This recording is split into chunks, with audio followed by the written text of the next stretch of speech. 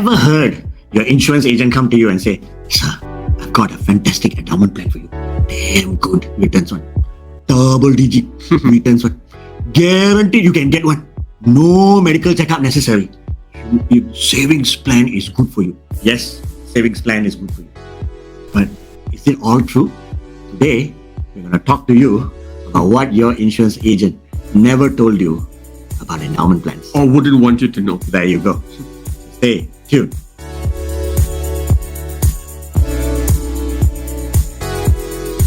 Welcome again, guys, to another edition of G Lifesavers. This is Joe Raj. I'm Aaron G. And today, guys, we are going to talk about endowment plans. Ooh. The juicy topic about endowment plans. Now, we Malaysians love to save. We That's right. love to save. Savings has a positive connotation among Malaysians. And that's why people love endowment. There you go. So, of late, we have been hearing a lot of endowment plans being promoted by the insurance company as a whole. And, it comes with a lot of sexy features. Right. Double-digit returns. A guaranteed acceptance. Very, very good product for you. Now, while savings plans are good for you, we are here to discover today whether is it all true and whether you have heard exactly the right things from your insurance agent. The full story. So we're going to dive straight in today. So let's go. Now, Evan, is it really true that, what they say about the endowment these days that, it gives double-digit returns, it comes with so much of fantastic and sexy features? Okay, before you even get there, Joe, just for the benefit of our viewers, right? We need to explain what is an endowment plan, right? So now, guys, endowment plan is basically the savings plan of the life insurance arm. Right. So we know typically life insurance is all about protection, right? But endowment is specifically for savings. When I say specifically, means you're talking about 80% of whatever you put in is going into savings. So when someone buys an endowment plan, he or she intention is to save. That's it. Okay. Right? Okay. No fancy mumbo jumbo medical card or life insurance. Everything is minimized, maximum savings. Right? Okay. So if you're going for that, means you're going to save for retirement, education, whatever not. Right? So how does it work? Right? Now, endowment plan behaves like EPF. Something, the closest is to EPF. Okay. Right? So you put in some money, it goes to a series of black boxes. Next thing you know, at the end of the year, you got something, right? Because we don't know where EPF put the money, Of right? course. But we know that, every year 5%, 6%. Right, so that's how endowment works. I see. Right? And once the dividends are declared, it is guaranteed. Right? It doesn't devalue the money, right? So in terms of mechanism, it follows quite similar to ETF, right? And then who should get endowment plans? Right. Now, people who are risk adverse, right? If you lose 10 cents, your heart just...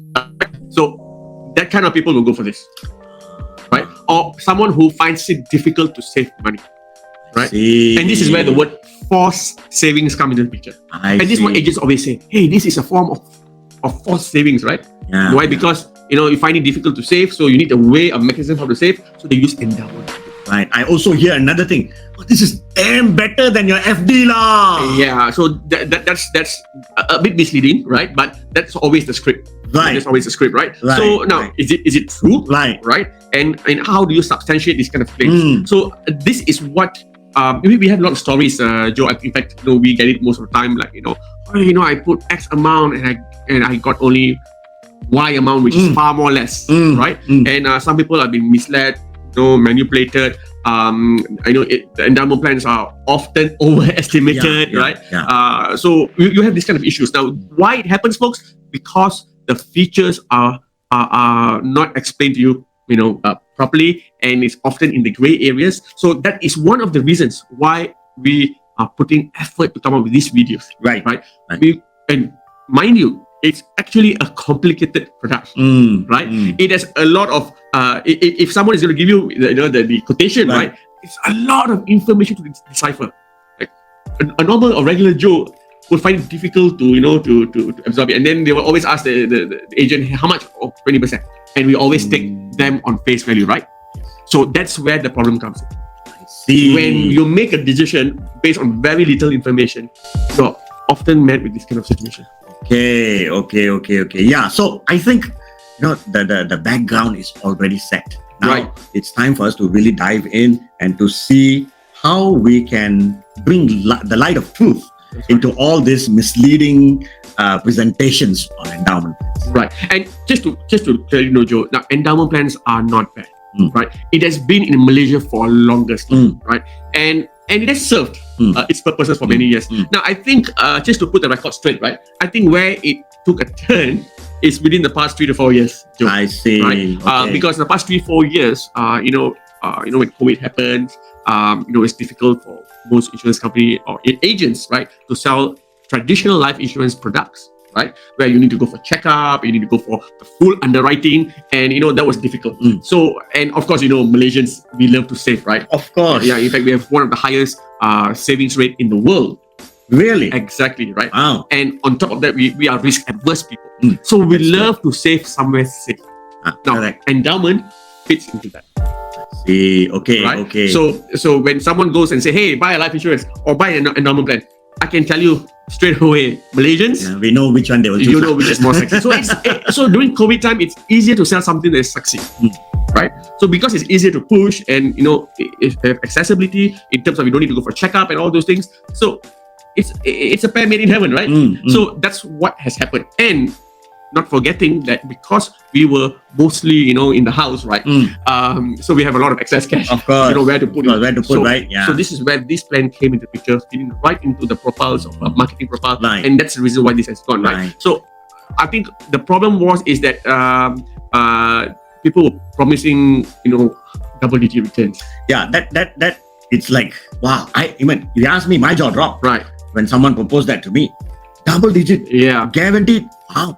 Folks, if it's double digit, I can assure you that most investment banks will close shop immediately, right?